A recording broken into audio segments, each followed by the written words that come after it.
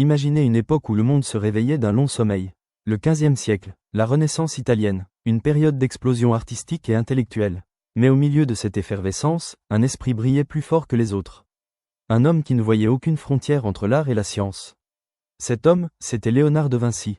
Né enfant illégitime dans la petite ville de Vinci, il n'a pas reçu d'éducation classique. Sa seule école, c'était la nature. Et sa seule méthode, une curiosité insatiable, presque obsessionnelle. Trop doué pour rester à la campagne, son père l'envoie à Florence, dans l'atelier du maître Andrea del Verrocchio. Ici, Léonard ne se contente pas d'apprendre à peindre. Il apprend la chimie des couleurs, la mécanique de la sculpture, la précision de l'orfèvrerie.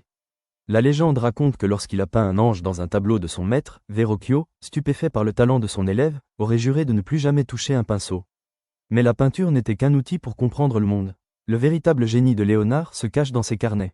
Des milliers de pages couvertes d'une écriture spéculaire, qu'on ne peut lire que dans un miroir, une façon de protéger ses idées, ou peut-être juste le signe d'un esprit gaucher et singulier. Dans ces pages, tout se mélange.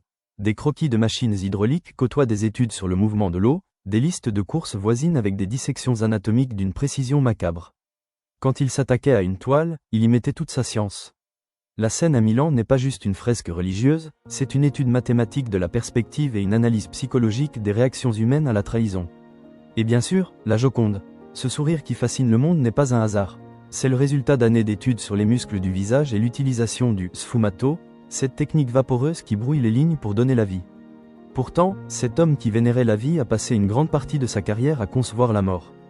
Pour séduire les puissants ducs de Milan ou le terrible César Borgia, Léonard se vendait comme ingénieur militaire. Il a imaginé des chars d'assaut effrayants, des mitrailleuses à plusieurs canons, et des ponts portatifs pour les armées. C'est le grand paradoxe de Léonard, un pacifiste végétarien qui dessinait les armes les plus destructrices de son temps. Mais s'il y a une chose qui hantait ses rêves plus que tout, c'était le ciel.